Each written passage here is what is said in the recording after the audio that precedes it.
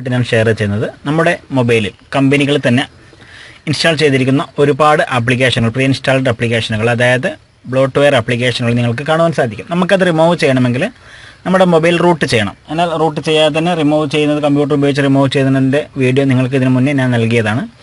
ഇന്ന് നിങ്ങൾക്ക് നമ്മുടെ റൂട്ട് ചെയ്ത മൊബൈലിൽ നിന്നും നമുക്ക് മറ്റൊരു തേർഡ് പാർട്ടി ആപ്ലിക്കേഷൻ ഉപയോഗിക്കാതെ, അല്ലെങ്കിൽ നമ്മൾ സ്ഥിരമായിട്ട് കൂടുതൽ ആളുകളും ഉപയോഗിക്കുന്ന ഒരു ആപ്ലിക്കേഷനായ ES ഫയൽ എക്സ്പ്ലോറർ ഉപയോഗിച്ചിട്ട് നമുക്ക് അങ്ങനെയുള്ള സിസ്റ്റം ആപ്സുകളെ നമ്മുടെ മൊബൈലിൽ നിന്നും റിമൂവ് ചെയ്യാം എന്ന് നോക്കാം. അതിനായിട്ട് ഞാൻ ചെയ്യാൻ പോകുന്നത് ES ഫയൽ എക്സ്പ്ലോറർ എന്നുള്ള ആപ്ലിക്കേഷൻ ആദ്യമായിട്ട് ഓപ്പൺ ചെയ്യുകയാണ്. ഡൗൺലോഡ് ലിങ്ക് നിങ്ങൾക്ക് കൂടെയായിട്ട് ചേർക്കുന്നുണ്ട്. ചെയ്യാത്ത കൂട്ടുകാർക്ക് ചെയ്യുവാനുള്ളത് പ്രത്യേകം ശ്രദ്ധിക്കുക. റൂട്ട് ചെയ്ത മൊബൈലുകളിൽ മാത്രം വർക്ക് ചെയ്യുന്ന ഒരു രീതിയാണിത്. പക്ഷേ നിങ്ങൾ ഇവിടെയായിട്ട് ടൂൾസ് എന്നുള്ള ഭാഗം ക്ലിക്ക് ചെയ്തിട്ട് ഇതിൽ റൂട്ട് എക്സ്പ്ലോറർ എന്നുള്ള ഭാഗം നിങ്ങൾക്ക് കാണാം. അത് ഓൺ ചെയ്ത് കൊടുക്കും.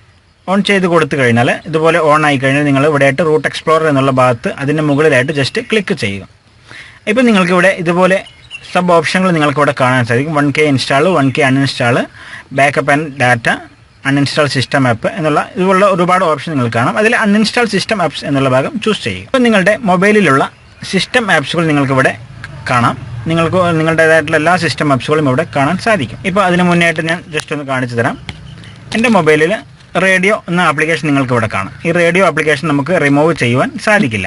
ഇപ്പോൾ ഉദാഹരണത്തിന് ആപ്പ് ഇൻഫോ എടുത്തു കഴിഞ്ഞാൽ നമുക്കിത് ഡിസേബിൾ ചെയ്യുവാനേ സാധിക്കുകയുള്ളൂ. എന്നാൽ നമുക്ക് അൺഇൻസ്റ്റാൾ ചെയ്ത് കളയുവാൻ സാധിക്കില്ല. ഇനി അത് എങ്ങനെ കളയാം എന്ന് നമുക്ക് നോക്കാം.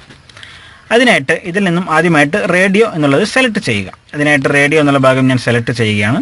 ഇതാണ് റേഡിയോ എന്നുള്ള ആപ്ലിക്കേഷൻ. അത് ഞാൻ ജസ്റ്റ് എങ്ങനെ അൺഇൻസ്റ്റാൾ ചെയ്യുമെന്ന് നോക്കാം. അതിനായിട്ട് അതിൻ്റെ മുകളിലായിട്ട് ജസ്റ്റ് ഹോൾഡ് ചെയ്ത് പിടിക്കുക. അപ്പം ഇതിൻ്റെ പ്രത്യേകത എന്നുള്ളത് നിങ്ങൾക്ക് അൺഇൻസ്റ്റാൾ ചെയ്യുന്നതിന് മുന്നേ ആയിട്ട് നിങ്ങൾക്ക് ഈ റേഡിയോ ആപ്ലിക്കേഷൻ ബാക്കപ്പ് ചെയ്യണമെന്നുണ്ടെങ്കിൽ മുകൾ ഭാഗത്ത് കാണുന്ന എബൌട്ട് ബട്ടൻ്റെയും അൺഇൻസ്റ്റാൾ ബട്ടൻ്റെയും നടുവിലായിട്ട് കാണുന്ന ഭാഗത്ത് ക്ലിക്ക് ചെയ്ത് കഴിഞ്ഞാൽ നിങ്ങൾക്കിത് APK രീതിയിലേക്ക് നിങ്ങൾക്ക് ബാക്കപ്പ് ചെയ്ത് വെക്കുവാൻ സാധിക്കും.